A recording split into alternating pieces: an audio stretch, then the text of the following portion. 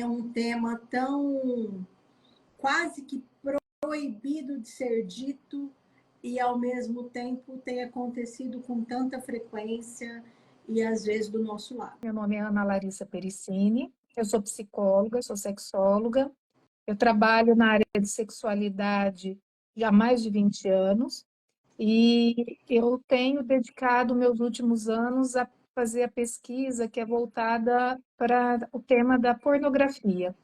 E é um tema bastante desafiador, é um tema, ao mesmo tempo que são pesquisas que estão aí novas na área, são poucas as pesquisas que a gente tem nesse momento, mas, ao mesmo tempo, muitos colegas aí buscando entender um pouco mais, compreender um pouco mais desse fenômeno na nossa sociedade. Então, fico muito feliz de poder falar do tema. Um tema desafiador, é isso que você disse, né? Até porque, apesar de necessário, apesar não, né? Ele é um tema necessário e não são todos os profissionais da área da saúde que têm, eu vou dizer, coragem, que têm coragem de investigar esse tema. E a importância de poder direcionar e reencaminhar um paciente que vivencia esses dilemas para um especialista, né? Eu acho que você tem essa característica e você é muito cuidadosa em relação a isso, né? De, assim, qual é o especialista que vai cuidar disso? Sim. Acho que, assim, isso é importante, quem está, né, participando dessa live, quem vai poder estar escutando posteriormente o vídeo, que quando a gente pensa, né, nessa demanda do conteúdo, do uso problemático da pornografia, a gente tem que pensar que o profissional ele precisa ele ser conhecedor do tema para poder realmente estar ajudando aquela pessoa que está buscando ajuda, que está em sofrimento, para que não para que não ocasione um problema a mais na vida dessa pessoa. Então, quando a gente pensa, por quê? Primeira coisa, quando a gente pensa em pornografia, a gente primeiro questiona o quanto que o uso está saudável, o quanto que esse consumo não está saudável, e realmente, assim, os motivos, né, do consumo dessa pornografia. E então, o que que a gente tem que olhar para esse momento, né, quando essa pessoa chega até nós? A gente precisa realmente avaliar se o quanto que esse uso, esse consumo da pornografia está problemático, para poder realmente identificar se existem aí transtornos psiquiátricos já presentes na vida do indivíduo, quais são esses transtornos que podem estar associados a esse uso problemático, e tem toda uma história importante ali a ser entendida na vida desse indivíduo. Então, a gente tem que começar a olhar mais para esse tema, não com o conceito de moralidade, e sim o quanto que aquela pessoa está buscando pode estar em sofrimento ou não, quanto que ela está precisando de ajuda ou não, e realmente os prejuízos que ela está tendo na vida dela ou não. Quando você traz isso, né, define para gente vício e pornografia. Uhum. Bom, a gente tem que pensar. Primeira coisa, a pornografia, ele é um material, ela é todo material que envolve conteúdo sexual e que tem como objetivo, né, trabalhar com as questões das fantasias sexuais, de ocasionar excitação sexual no indivíduo. Quando a gente pensa na questão do vício, a pessoa, aquela pessoa que ela começa a consumir pornografia, que é um uso recreativo, diversas pesquisas mostram que não tem como saber quem vai utilizar a pornografia e que vai se tornar dependente e quem que vai usar e não vai se tornar dependente. Porém, por algum motivo, algumas pessoas elas têm uma maior vulnerabilidade a se tornar dependente do conteúdo pornográfico. E essa pessoa, ela começa a perceber que ela precisa daquele conteúdo, ela já depende daquele conteúdo, então ela busca e ela não consegue frear, diminuir o uso, aquele conteúdo começa a levar a outros prejuízos funcionais. Então, começa a interferir no sono. Então, a pessoa já começa a ter prejuízos na qualidade do sono, começa a ter prejuízos no trabalho, nos estudos. A pessoa, ela começa a utilizar máquinas que não são apropriadas para fazer o acesso, em locais que não são apropriados fazer o acesso. E até mesmo começa, quanto mais, a gente não tem isso nos compêndios, vamos falar assim, falar que é leve, moderado ou grave. Mas quanto mais vai se agravando esse quadro clínico, a pessoa começa a ter mais alguns outros problemas, como disfunções sexuais, começa a ter problemas no relacionamento amoroso, nos relacionamentos interpessoais, começa a buscar, a ter a escalada, buscar conteúdos cada vez mais diferentes, podendo até mesmo chegar a conteúdos que envolvem crimes sexuais, que a gente chama de transtornos parafílicos. Então, a pessoa ela pode começar com o uso, vamos falar assim, para apimentar, para aquecer a relação sexual do casal, ou para fazer um uso, vamos falar, para associar com a masturbação, usar sozinho, e aquilo pode ir evoluindo para outros caminhos, mas não são todas as pessoas que vão evoluir para esses outros caminhos, mas a gente não sabe quem também vai evoluir. Ana, na tua pesquisa, aparece algum dado que faz com que, não sei, tem uma escala de quem vai evoluir para um transtorno de vício e quem faz o uso recreativo que não prejudica, né, a pessoa. E aí, quando você está falando que prejudica o trabalho, prejudica o casamento, a relação afetiva, eu fico pensando que é a coisa do vício, né? A pornografia sempre vai ser mais interessante do que e menos conflituosa, né? Do que estar no contato com as pessoas. Nesse sentido que começa a gerar conflito. Eu sei que eu te fiz duas perguntas, né? Eu deveria ter feito uma só. A questão das escalas, nós temos já escalas que estão sendo padronizadas pelo IPQ, do Hospital das Clínicas de São Paulo, que são escalas que falam do transtorno do comportamento sexual compulsivo. Mas na minha pesquisa, eu uso uma escala que é para identificar o uso problemático da pornografia. Nessa escala, ela é dividida, né, com, vamos falar assim, se a pessoa ela avalia a questão da abstinência, se ela já apresenta comportamentos de abstinência. Tem a questão de tolerância. Então, o quanto que aquele conteúdo que a pessoa assiste já não é suficiente, precisa assistir conteúdos mais fortes ou diferentes para se excitar. A gente tem a questão também de quanto que a pessoa ela precisa daquele conteúdo para ela relaxar, para ela descansar. Então, a gente tem alguns pontos, sim, que são avaliados. Porém, essa escala, ela não é uma escala padronizada para o Brasil. A gente já tem algumas pesquisas em outros países que também utilizam a escala, mas ela não é uma escala padronizada. Então, quem tem trabalhado na padronização é a equipe do Dr. Marcos no IPQ. Mas o que a gente acaba tendo, assim, com a pornografia? A pornografia ela tem uma facilidade que hoje qualquer smartphone que tenha internet você acessa a pornografia ou aquelas janelas sexuais, né? Aqueles pagos, né? Que você paga para ter sexo ao vivo. Então a pornografia ela te dá uma facilidade de sigilo. Você pode desconectar a qualquer momento, você pode acessar de qualquer lugar que tenha uma internet ou um bom 4G, 5G. Então, tem várias facilidades hoje que o sexo virtual acaba trazendo para os indivíduos.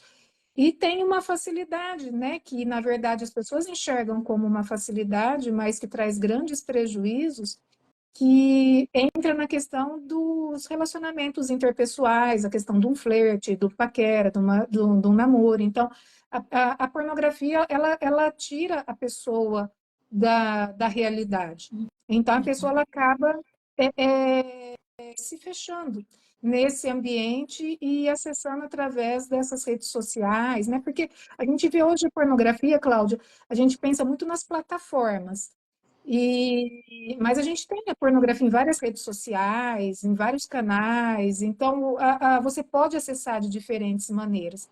E o principal que eu vejo assim, que muitos profissionais me questionam, isso é legal estar trazendo, fala assim, poxa, mas pornografia existe há tanto tempo, tinha a revista X, a revista Y, tinha o DVD, a fita cassete, e agora você vem falar que ela pode se tornar um problema. A gente tem diferenças com esses conteúdos. Se a gente for pensar nas fotos, naquelas imagens daquelas mulheres bonitas, tinha as revistas muito menos, mas a de homens também, ah, aquela pessoa ela tinha que se forçar a imaginar algo com aquela imagem para se excitar. A pornografia online ela te traz a fantasia sexual pronta, ela modela a fantasia sexual na mente da pessoa. E a gente tem a falar, mas e a fita cassete? E a televisão que passava a tal hora da noite? Na televisão você tinha aquele horário e não tinha como correr para aquele momento que te excita mais o vídeo. A fita cassete você até poderia já estar correndo, mas assim, você vai estar vendo aquela ali várias vezes até você voltar na locadora e alugar outra, ou vai ficar com aquela escondida em casa. Então a gente tem essa diferença Não porque está disponível, né, no imediato. exato, está muito imediato. Diariamente, nessas plataformas, são muitos vídeos que chegam novos, de todas as categorias possíveis. A gente fala das prateleiras. Você Se eu não me acha, engano, são mais de 90 categorias que eu contei a última vez. É muita você, coisa. você acha que isso pode estar potencializando um maior número de pessoas viciadas na pornografia? Porque, assim, se você tem mais acesso, é, é, não dá para saber quem vai viciar e quem não vai, foi o que você falou. Mas se você Exato. tem um acesso, né, é igual ao doce. Se você tem um acesso ao doce com mais facilidade, pode desencadear uma diabetes, que alguns anos atrás, que o doce era mais difícil, talvez não desencadearia. Você faz essa associação porque você está sempre muito preocupada, inclusive com publicações, reportagens, shows, né? Na rede. Você tá sempre se posicionando, né, sobre isso. A live vai ficar gravada, tá, gente? Depois eu vou subir ela para o meu canal do YouTube também. É que alguém perguntou. Olha, a gente tem que pensar que nós vamos nos habituando com aquilo que a gente consome. Então, Uhum. na questão dos vídeos pornográficos, a questão da variedade que existe, e como eu falei, aquilo que inicialmente excita, deixa de excitar, e eu busco uma novidade, e vou estar sempre buscando a novidade, e, e isso acaba entrando no ciclo do vício, porque eu preciso sempre mais, e acabo precisando sempre de algo diferente. Porque aquilo que eu tinha antes já não serve mais, já não sustenta mais. A questão do vício, a gente vai começar, né, a lembrar que a gente já tem aí o acesso a todos esses conteúdos, né, e cada vez tem aumentado, mas existe um acesso já há anos. Então, a gente tem eu vi na minha pesquisa, quando eu pergunto com quantos anos você teve o primeiro contato com pornografia, e eu vejo pessoas respondendo que teve na primeira etapa de desenvolvimento, em torno dos 5, 6 anos de idade. Em que o E, cérebro está maduro para isso, exatamente. para Quer essa dizer, eu não tenho uma maturidade para lidar com aquele conteúdo, eu meu cérebro ainda está em desenvolvimento, eu preciso pensar quais são os malefícios para cada faixa etária.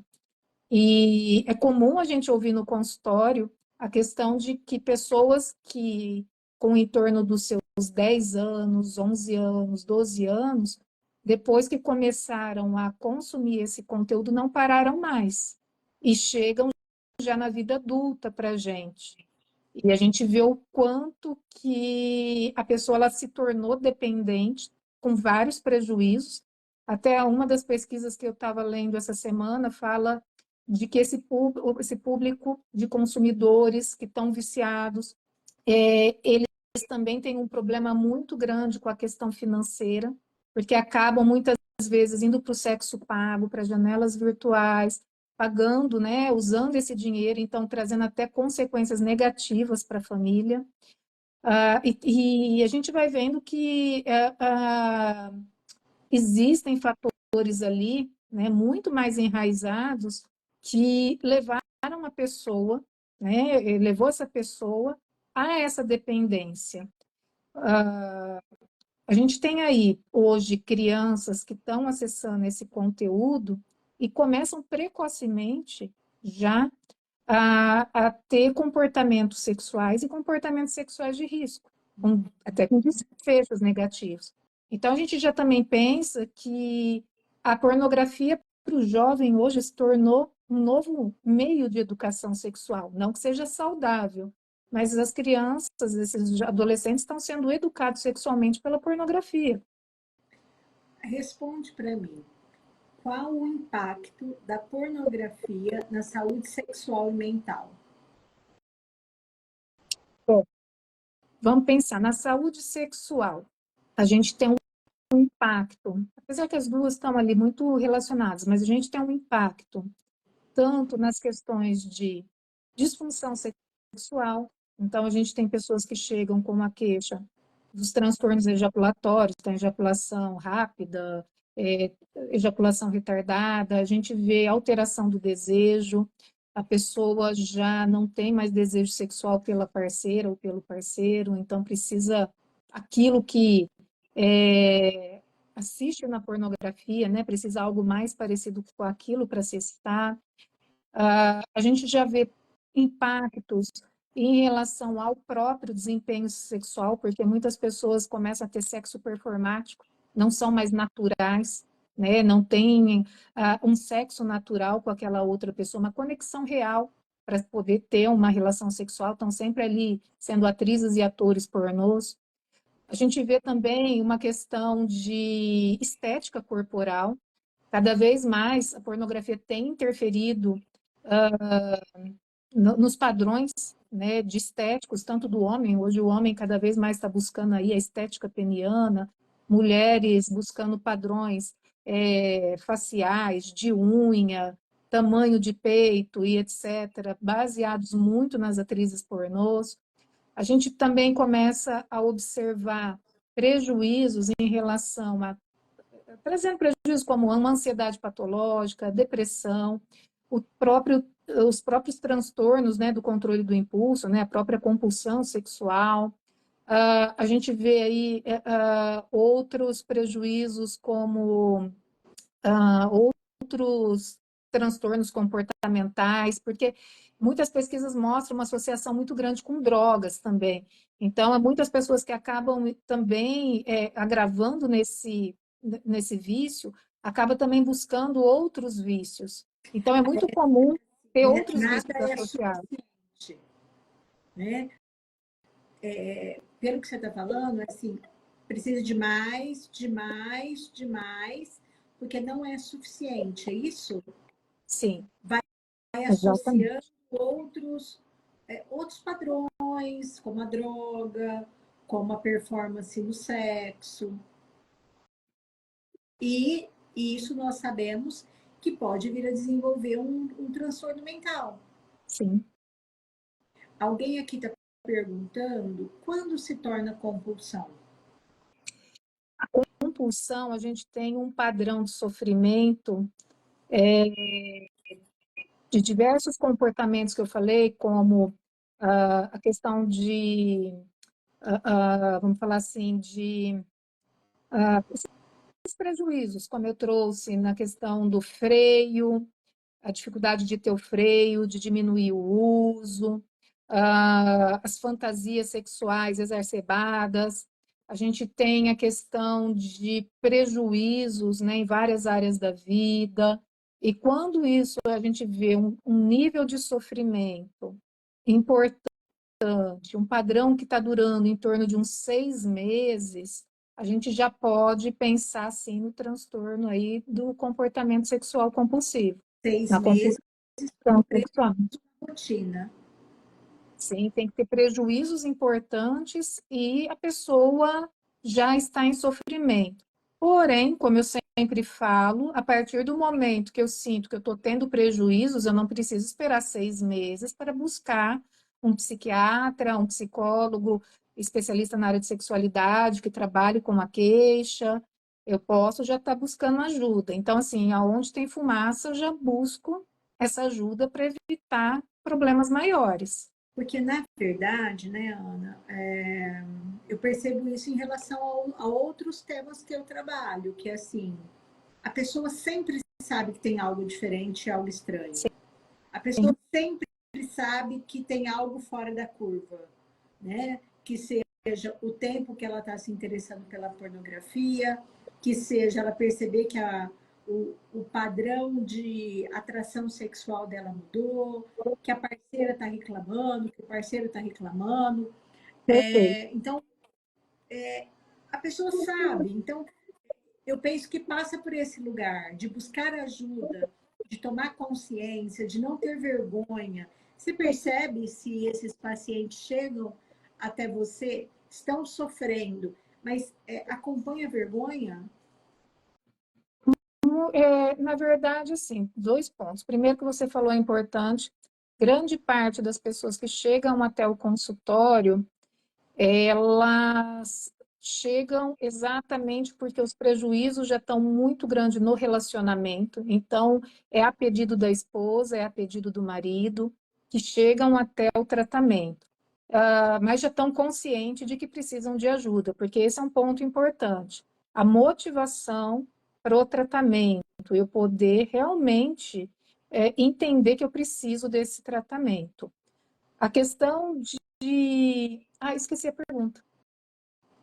Ah, eu vou lembrar, mas eu vou responder a pergunta que o Paulo fez aqui, e aí eu relembro.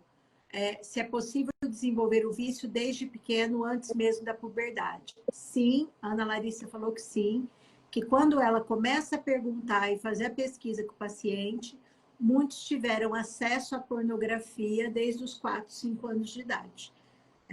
E esse conteúdo vai ficar gravado e vai para o meu canal do YouTube depois. Então, já começa a me seguir, se inscreva no meu canal, na minha rede social e da Ana Larissa, para que vocês, quem está perdendo o conteúdo e está chegando agora, possa pegar o que a gente falou agora há pouco.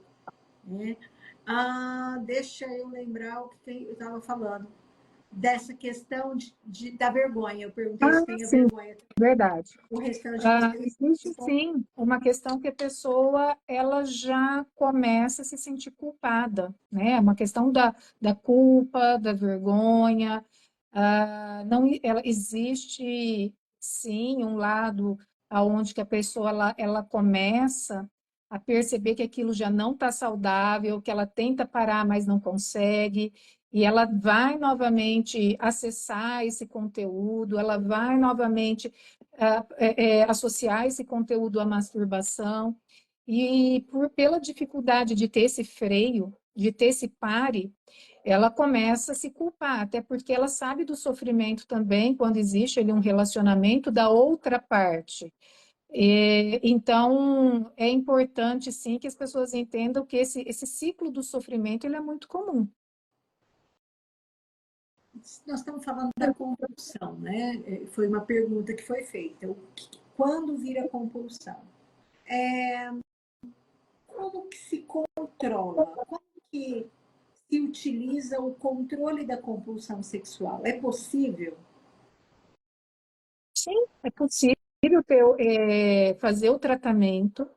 é possível a pessoa vencer o transtorno, porém, o tratamento, ele não é um tratamento breve. Isso as pessoas, sempre eu oriento as pessoas que Nenhum buscam essa ajuda, não tratamento é... é breve. Oi? Nenhum tratamento é breve de uma história de anos, né? Porque às vezes Não, vem não é. vazia e não dá. Sim, é porque as pessoas, quando a gente pensa na esfera sexual, Cláudia, é como tem muitos produtos vendendo na internet, como em tanto tempo você venceu o seu vício, ou olha, em tantas sessões você venceu a ejaculação rápida. As pessoas elas chegam, por essas falsas promessas, chegam meio com essa ilusão no consultório. E então o que a gente acaba observando é que as pessoas elas chegam muito ansiosas para resolver logo esse problema, para sair logo do sofrimento. E eu sempre explico para eles, o tratamento ele precisa trabalhar com a gente precisa estar trabalhando assim, escolhendo o momento apropriado como profissional, mas trabalhar com o sintoma e com a causa do problema. Então, isso é algo que é extremamente importante. Então, o que a gente tem que pensar? Quando a gente fala em trabalhar os sintomas, é lógico que a gente tenta trabalhar com questões comportamentais também, para que a pessoa ela sinta-se acolhida, sinta que está movimentando, mas se ela não buscar trabalhar a causa do problema, ela não vai conseguir vencer o vício e ela não vai conseguir avançar realmente com esse tratamento, ela não vai conseguir realmente vencer esse problema. Então, a gente tem que olhar que as pessoas portadoras desse vício de pornografia, compulsão sexual, elas têm na história de vida dela situações traumáticas, que foram traumáticas para ela, e elas precisam estar entrando em contato com isso para poder estar vencendo essa compulsão. Quando você fala achar a causa do problema, você está falando da história de vida desse paciente? Por exemplo, de ter acessado a pornografia com 4 ou 5 anos? Não, eu falo de buscar a história de vida desse paciente, porque assim, a pornografia, ela nada mais é uma forma de ser aquele cobertorzinho de orelha da pessoa, tá? Então, a pessoa, ela está buscando ali na pornografia esse aconchego. Então, quando ela tem ativações emocionais que, ao invés de conscientemente entrar em contato e buscar essas memórias mais implícitas dela, ela vai para o lado da pornografia. E o que pode ser esses gatilhos que levam a essas ativações emocionais? Não sei, pode ser um problema no trabalho, pode ser uma nota baixa, pode ser uma procrastinação, pode ser algo um comportamento da esposa. Eu não sei o que pode ser esse gatilho. Por isso que é importante uma investigação minuciosa. E isso, além de eu entender é, o, a história de vida atual dessa pessoa, eu preciso ir descendo esses degrauzinhos, os degraus dessa escada, para poder acessar todas essas informações, né, e poder montar o quebra-cabeça, organizando essa história na linha de vida desse paciente, para que ele torne consciente para ele que aquilo que está, sei lá, aquilo que aconteceu hoje e que teve aquela ativação emocional forte, provavelmente negativa e muito forte, não foi o hoje realmente que tá fazendo ele ir para a pornografia.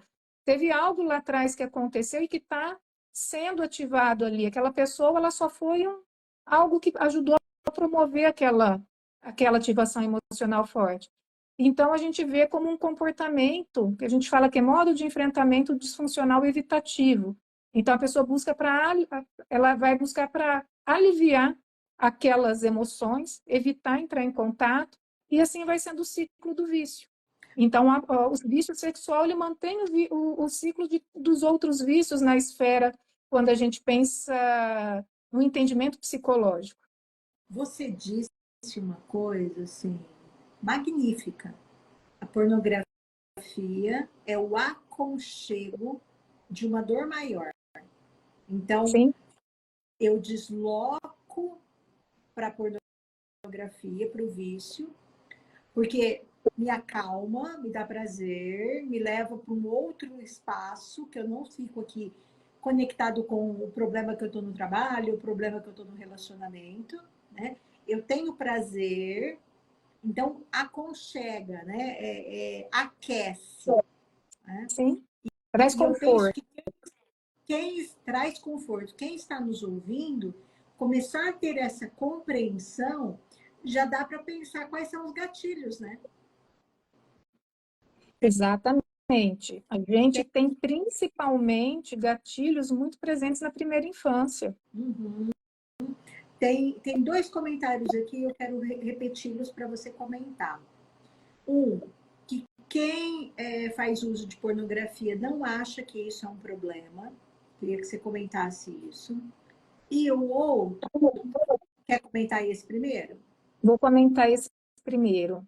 Olha, a gente aí tem assim, a gente está falando do uso problemático da pornografia, que é um tema. Se a gente for pensar na pornografia no todo, a gente tem que pensar na atualidade por todos os lados. O que significa por todos os lados? A gente buscar documentários de quem são as atrizes pornôs de hoje, não são as atrizes pornôs de ontem. Então, são meninas que são iludidas, que vão ficar milionárias, vão ter aquelas mansões nos Estados Unidos. Isso não acontece mais hoje. Os próprios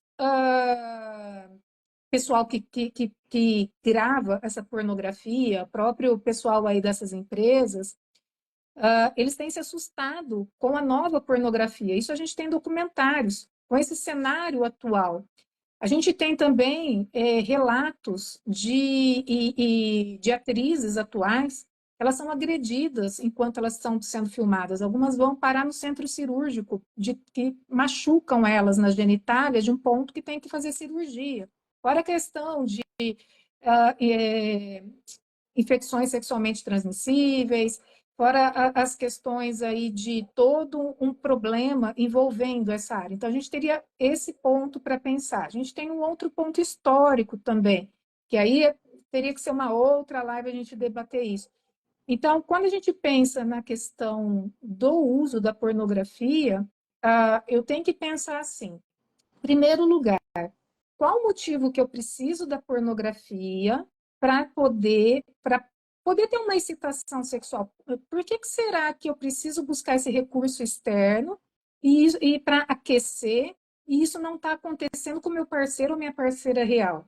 Por que será que está assim? Por que eu preciso desse aquecimento externo?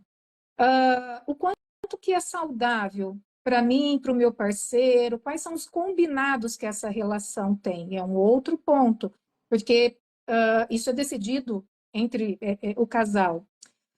E a gente tem alguns pontos também que entra naquela desconexão que a pessoa acaba fazendo quando consome demais a pornografia, ou consome a pornografia, que ela se desconecta aqui na parte mental e ela precisa trazer nos pensamentos de vídeos, de imagens, né, que eu falo, pôr ali naquela televisãozinha interna a pornografia para poder ter uma excitação. E eu tenho que pensar, poxa, mas meu parceiro, minha parceira não estão bastando, eu preciso estar buscando essas fantasias com terceiros, com atrizes, com atores, né? Então, eu começo a buscar esses motivos, esses porquês, para avaliar o quanto que está sendo saudável ou não. E depois o tempo que eu vou me dedicar à pornografia enquanto eu paro outras coisas da minha vida. Tem uma outra fala aqui. Sou viciado há 4 anos, estou em tratamento, vejo que tem psicólogos que não gostam de trabalhar esse tema. Uhum. Eu vou mudar. Não é que os psicólogos não gostam de trabalhar esse tema. A psicologia hoje, a gente se especializa igual a medicina. A gente sai como clínico geral e cada profissional, ele se especializa numa área. E que bom que tem profissionais que falam, olha, eu não tenho competência técnica para trabalhar esse tema, assim como eu não tenho competência técnica para trabalhar diversos temas. E encaminho para profissional que é especialista, que se dedica ao estudo desses temas. Então, eu acho que a pessoa está sendo cuidadosa, zelosa com o paciente quando ela indica, ela encaminha. O errado é aquele profissional que ele não domina aquele tema, não é objeto de estudo dele, e ele começa a fazer um trabalho onde ele não vai conseguir realmente trabalhar o sofrimento do paciente. Quando essa pessoa fala, é um adulto falando aqui, né? Eu estou viciado há 4 anos. Dá para pensar em que talvez esse vício é anterior e ele só nomeou de vício há 4 anos? Ou pode ser real mesmo que isso só aconteceu há 4 anos? Porque como Uhum, pode. eu visualizo isso como um sistema, eu imagino que isso não começou há 4 anos. Eu imagino Uhum. que ou teve consciência há 4 anos, ou teve uma consequência para iniciar um tratamento há 4 anos, mas eu imagino que isso foi sendo construído. E tudo que você está dizendo me leva a acreditar nisso. É isso? Corretamente. Ah, é muito difícil na, na, na questão dessas dependências, dos vícios sexuais. Eu geralmente vou tomar consciência de que aquilo se tornou um problema quando realmente os problemas são grandes. Eu não consigo perceber que é um problema quando eles ainda estão pequenos, mas já são um problema. Tem até tem uma música que, sou péssima para lembrar o nome de cantor, mas ele traz exatamente a questão de chamar anestesiada a música. E então a pessoa vai se anestesiando com os diversos vícios, né? Então ela fala da bebida, fala do fumo, e que vai tentando resolver o problema, no caso ali uma desilusão amorosa, através dos vícios, que eu falo muito que é você tentar resolver um problema trazendo mais problema para a sua vida, né? E geralmente aí a bola de neve fica enorme. Então, pensar assim, olha, 4 anos pode estar grave, mas é como você falou, Cláudia, é uma construção, e realmente a gente pensando que, de repente, essa pessoa ela já poderia estar até manifestando outros transtornos aí do comportamento, outros vícios, e de repente ela pode começar a migrar para esses. É bem interessante que a gente fala desse, quando a gente fala dos vícios, eu gosto muito de pensar na árvore, né? Então a pessoa ela tem ali esses galhos, todos dos vícios, e que ela não adianta ela cortar só o galho, ela precisa ir lá na raizinha da árvore e matar essa raiz para a árvore realmente acabar, deixar de existir. Porque quando a gente pensa nos transtornos do controle do impulso, a pessoa ela pode migrar para qualquer vício. E a grande parte, quando ela já está nesses vícios, que é o transtorno do comportamento sexual, a gente vê que é muito comum ter esses outros transtornos que podem fazer parte dessa família do transtornos do impulso. Então, de repente, a pessoa ela já tinha algum problema com, sei lá, com comida, que não é uma droga, mas pode se tornar um problema, com uma compra, que não é uma coisa boa, mas pode se tornar um problema, porque geralmente a gente pensa nos vícios assim, droga ilícita, droga, o álcool, mas a gente esquece que pode ter um exercício físico se tornar um vício, a comida se tornar um vício, outras coisas que são até saudáveis se tornar um problema. Uhum. Ana, crime sexual, abuso e violência.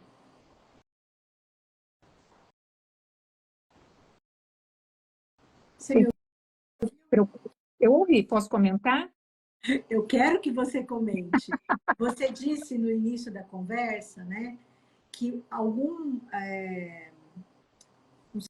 sei se dá para chamar de nível de pornografia, né? Mas assim, o vício da pornografia pode levar a crime sexual, abuso e violência. Uhum. Exato. Tem pesquisas, Cláudia, que apontam que quando você faz pesquisas com criminosos sexuais, não é a maior parte dos criminosos sexuais que tem o transtorno, né? No caso, a compulsão sexual. Porém, a gente tem alguns transtornos parafílicos que são, que são muito comuns nesses vídeos pornográficos gratuitos na internet e que a pessoa ela pode ter aquilo, basear a sua excitação, precisar daquilo para se excitar sexualmente, então ela começa a, a, a, na vida real, a praticar aquele tipo de transtorno parafílico. Então, é comum a gente ouvir o transtorno voyeurismo. Então, assim, olha, a pessoa mora em prédios, em apartamentos e fica espiando o vizinho, a vizinha, com ou sem binóculos, porque algumas torres, né, nesses condomínios são muito próximas. Isso é um crime, porque a gente pensa, o que é um crime sexual? É tudo aquilo que não é consentido, e quando envolve criança, a criança não consente. Menor de idade não consente. Então, tudo que não é consentido é um crime sexual. Então, se a vizinha ela não consentiu você olhar ela, isso é um crime.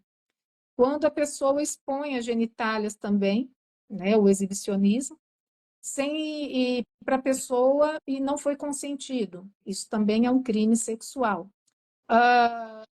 Esses, essas pessoas, quando elas já chegam nessa esfera de cometer os crimes, elas geralmente elas chegam mais assim, porque já tiveram algum problema para fazer um tratamento. Então, elas vão buscar para fazer um tratamento quando já tiveram algum problema.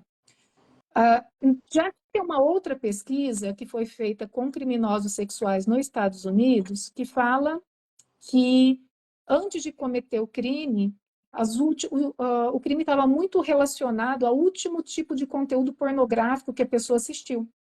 Então, isso foi constatado na pesquisa. Então, a gente tem essa que fala sobre a questão da compulsão, que nem todo criminoso sexual tem transtorno compulsivo, e fala que essa de que antes de cometer aquele crime, a pessoa ela assistiu aquele tipo de conteúdo online e depois cometeu o crime. Então, quando a gente vai já para essa esfera dos transtornos, se você entrar em algumas plataformas online, você vai ver que elas sugerem muitos tipos de conteúdos sexuais que envolvem o transtorno parafílico. E esse tipo de conteúdo, eles têm grande audiência, é altíssima a audiência desse conteúdo. E eu tenho que lembrar que aquela pessoa que precisa desse tipo de conteúdo para se excitar, ela não se excita mais com o papai e mamãe. Ela precisa estar tendo essas representações para conseguir ter excitação e ter o prazer. Apesar que muitas pessoas que já estão nesse nível mais crítico têm o prazer, mas não conseguem ter um orgasmo. Então, a gente tem aí muita coisa ainda para pesquisar, muita coisa para entender.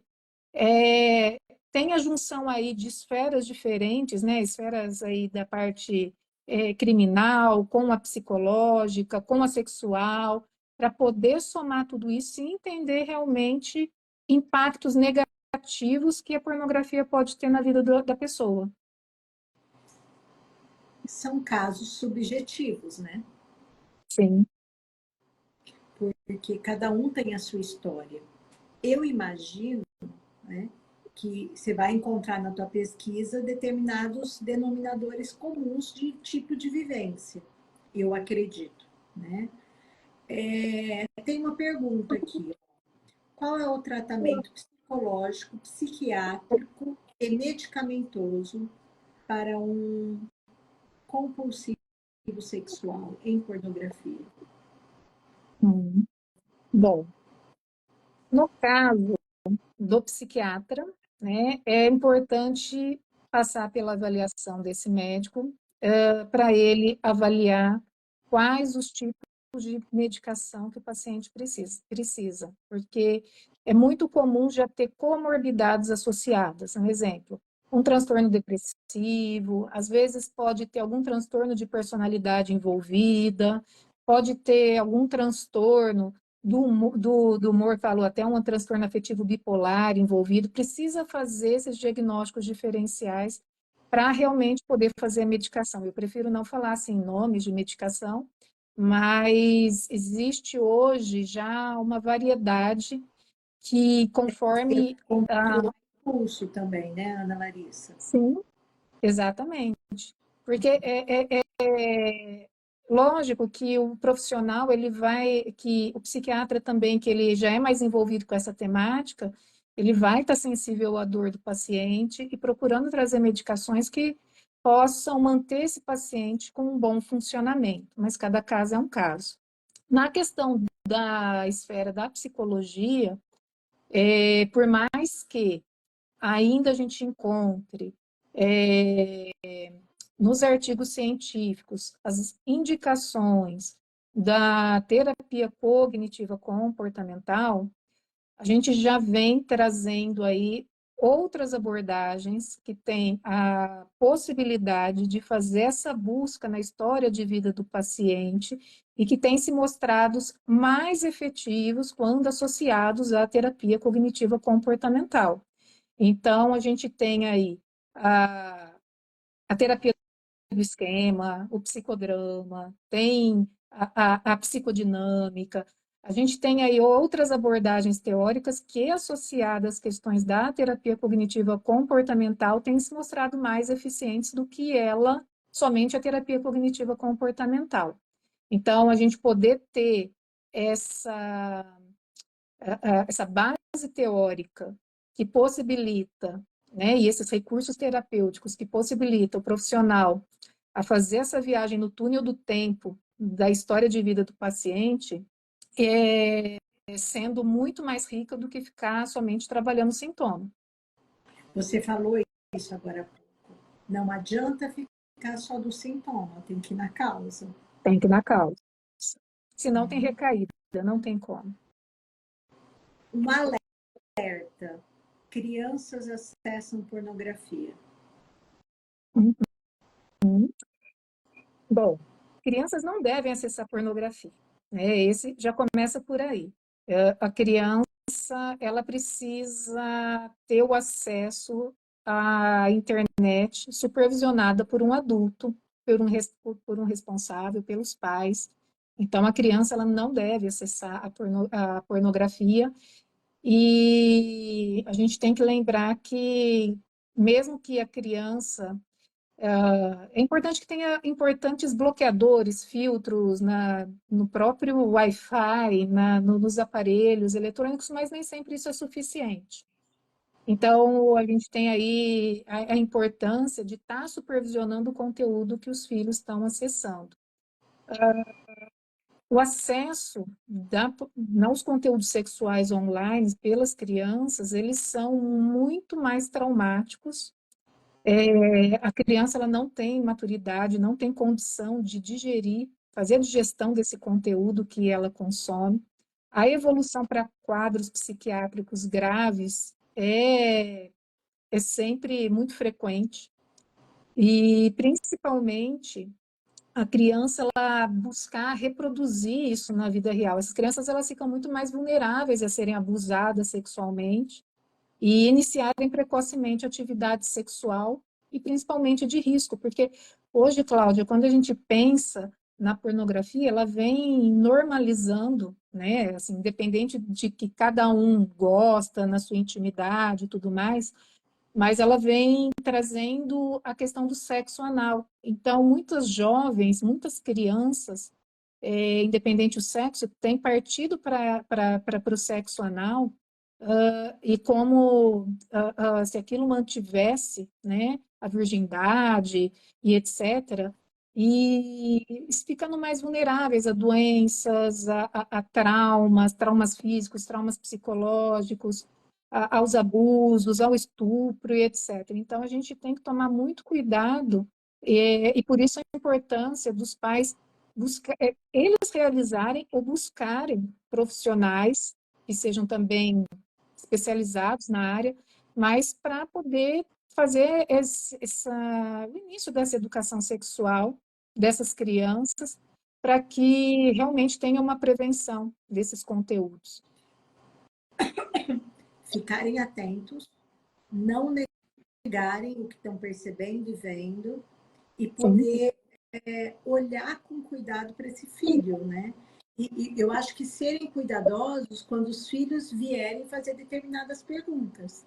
Porque às vezes são temas que ameaçam tanto o adulto, que esse adulto se irrita e essa criança se trava e continua consumindo conteúdo inadequadamente. Imagino que tem isso, né?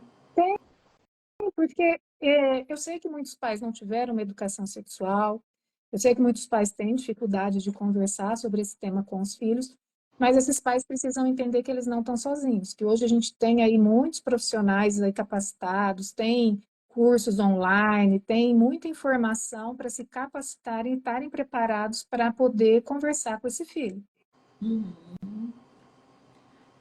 Tem uma pergunta aqui, ó. Na linha do trauma, quais as consequências para essa criança que acessa conteúdo pornográfico?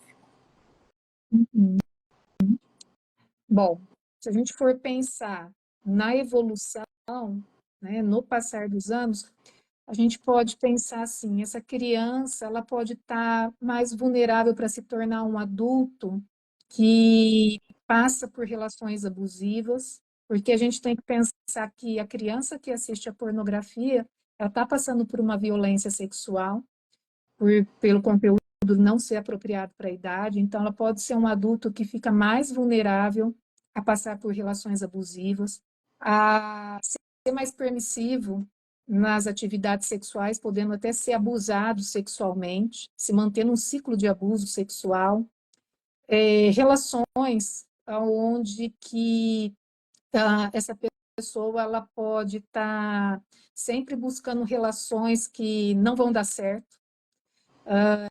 Então, assim, são relações que já começam fracassadas. A gente tem também a questão de poder também tornar pessoas abusivas, né? Quando isso também esse conteúdo ele entra já nessa situação. Então, se a gente for parar para pensar, temos muitos acontecimentos negativos na vida desse adulto, que são os desfechos negativos, por traumas, que é um trauma sexual esse, que pode levar esse adulto a desenvolver. Você disse no comecinho da nossa conversa que quem faz uso excessivo de pornografia, viciado em pornografia, ele não está em contato com a realidade, né? Algumas pessoas talvez não saibam aqui, mas eu tenho a especialidade de trabalhar com trauma e a Ana Larissa com terapia do esquema. O que eu percebo, né? Eu acho que agregando a tua resposta. Quando uma criança passa por situações traumáticas na primeira infância, que o cérebro dela ainda está em formação, o cérebro aqui, ó, pré-frontal, que é responsável pelas cognições, pelo raciocínio, pela consciência, ele ainda está em formação, então ele não sabe muito bem o que é o certo e errado. Tá? O que já se formou são os cérebros reptilianos e mamíferos, que é aqui no subcórtex, que é responsável pelas sensações. Então, se essa criança acessa a pornografia muito cedo, tá? Ou melhor, criança não deveria acessar pornografia, né? Então, se essa criança acessa pornografia, aqui o raciocínio dela não está formado. Ele vai começar, esse cérebro vai começar a se formar com 5, 6, 7 anos, e se sabe que ele vai ficar pronto com 30. Antes achava-se que era com 22, 18, hoje se sabe que é com 30, 35. Então, a partir do momento que você tem vivências disfuncionais, você registra pela sensação de que aquilo é o melhor para você. Até porque a hora que você está acessando uma pornografia, você está num ambiente seguro. Você está com o papai, com a mãe que não está te vendo e você está acessando a pornografia. Ou você está presenciando o sexo do papai e da mamãe pela maçaneta, qualquer coisa assim. Então, Uhum. você está ali naquele lugar seguro, você entende de uma maneira distorcida que aquilo é afeto, que aquilo é amor, que aquilo é relação. E você leva isso para a tua vida. Eu entendo que isso é um dos maiores prejuízos, né? Que Com foram os certeza. exemplos que você deu de relações disfuncionais, de se tornar uma pessoa que fica numa relação em que você é abusada, ou que você é o abusador, mais frágil para pessoas abusivas se aproximarem de você. Há muito tempo atrás, eu atendi um homem, né? Não vou falar rapaz, é um homem. E aí ele disse que ele tinha sido abusado sexualmente, tipo dos 4 aos 12, pela mesma pessoa. E aí ele dizia assim para mim, mas olha, era bom, eu gostava. E aí eu fui ajudando ele a refletir que assim, como é que era bom? Como é que uma criança de 4, 5, 8 acha bom ser penetrado por um adulto pelo ânus? Uhum. Não é bom. Mas o registro dele, o registro distorcido é de que era bom. E Sim. aí ele vai para a vida adulta se relacionando em relações abusivas. Então, Breno, eu penso que passa um pouco por aí. Você quer acrescentar alguma coisa do que eu falei também, Ana? É perfeito. Eu gosto muito de trazer um exemplo assim mais simplificado, né? Que mesmo não hoje, né? Quando se torna consciente que a situação ela era ruim, mas a pessoa ela se torna consciente de que estava confortável para ela. E eu sempre falo, dá medo de você sair do conforto, mesmo que seja um conforto ruim. E até porque o conforto que você vai entrar num conforto que aparentemente, sugestivamente é bom, é novo, então traz medo de mudar o ciclo. Então, sair de uma relação que você foi abusado e se permanecer na relação de abuso, te dá medo, porque você não sabe o que está te esperando. Sim. E também sair desse conforto, que é um conforto que não tá bom, demanda esforço. Sim, Porque vai demandar uma privação quando a gente fala da pornografia, né? exatamente. Porque, Conta. sabe, Cláudia, uma coisa que eu coloco, aproveitando que você falou da privação, né? É, as pessoas, quando buscam ajuda, elas acreditam que vão interromper com a ajuda do profissional do dia para a noite. Olha, eu vou parar de assistir de repente.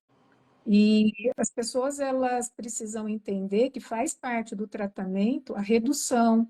Vão ter recaídas, nós vamos ajudar a levantar, nós vamos ajudar a buscar novamente, a entrar naquele período de não ter o acesso, novas recaídas vão vir, porque enquanto não trabalhar a causa do problema, esse vai ser um movimento, mas é sucesso cada dia que a pessoa conseguiu ficar sem a pornografia. É sucesso o tratamento. Nós estamos no horário de 1 hora de live. Se você tiver mais 5, 10 minutinhos, eu quero que você conte da teoria do esquema. Se não tiver, marcamos uma outra data. Não, não posso falar resumidamente Você aqui, a gente fala um está pouquinho. encantada, né, pela teoria do esquema. Ah, eu me apaixonei pela teoria do esquema e tenho cada vez mais estudado a teoria do esquema. Ah, a teoria do esquema, ela traz uma possibilidade de mudança, de transformação na vida da pessoa. O que é bacana da teoria do esquema para os casos sexuais, né? A terapia do esquema, ela faz parte das terapias cognitivas e o profissional tendo conhecimento da terapia cognitiva comportamental, ela é uma abordagem integrativa, então faz parte do trabalho da terapia do esquema trabalhar com a terapia cognitiva comportamental. Então, isso facilita ou traz esse encanto para o profissional de, em cada consulta, em cada sessão, sem perder o foco, o objetivo do trabalho a ser realizado, é, conforme a demanda que o paciente está trazendo naquele momento, avaliar se é mais apropriado fazer uma intervenção no sintoma ou se é mais apropriado fazer uma intervenção, trabalhar com a causa, poder tentar trabalhar com uma técnica vivencial, se é interessante estar fazendo uma busca um pouco mais nessa memória dessa pessoa. Então, eu tenho visto resultados muito promissores nas queixas sexuais através da terapia do esquema. A gente fala muito, né, porque no transtorno da compulsão sexual, a gente fala muito na necessidade de buscar essa causa, né? Vou fazer essa busca aí, nesses outros períodos da infância, da adolescência, onde realmente os esquemas aparecem. Mas a gente vê já em outras, apesar nos quadros de compulsão, existir também, sabe, Cláudia, disfunções sexuais. Então, eu queria trazer o exemplo, que é incrível, que poder ver no trabalho com um paciente que não evolui bem, só com o trabalho comportamental, só com a terapia cognitiva comportamental, num caso de tratamento de uma ejaculação rápida, quando a gente fala, poxa, já tentei por esse caminho, não está tendo um efeito, um resultado que eu gostaria, vamos tentar partir aqui um pouco mais com os conceitos da terapia do esquema. E isso que você trouxe dessas memórias, né? Poder realmente trazer o paciente conseguir identificar aonde que está ali, né? O que está fazendo ele ejacular mais rápido, né? E aí vem aquelas sensações corporais, e de repente ele fala, poxa, essa sensação corporal me lembra, na infância, a sensação ruim que eu tinha quando meu pai chegava em casa. É a mesma sensação que eu tenho, quando eu vejo que eu tenho essa sensação na hora do sexo, eu ejaculo. Quer dizer, eu quero fugir dali, quero fugir desse pai. E então, assim, a gente percebe que não são todos os casos, a terapia do esquema traz muito isso. Não são todos os casos que são para a terapia do esquema. O profissional tem que ter esse feeling. Mas existem muitos casos que a terapia do esquema ela vai trazer esse bom resultado. Te levar para a tua história. Vai levar o indivíduo para a história e a gente poder junto buscar, porque quando existem essas vivências traumáticas, é comum você ouvir, né, Cláudia, ali, principalmente no trauma.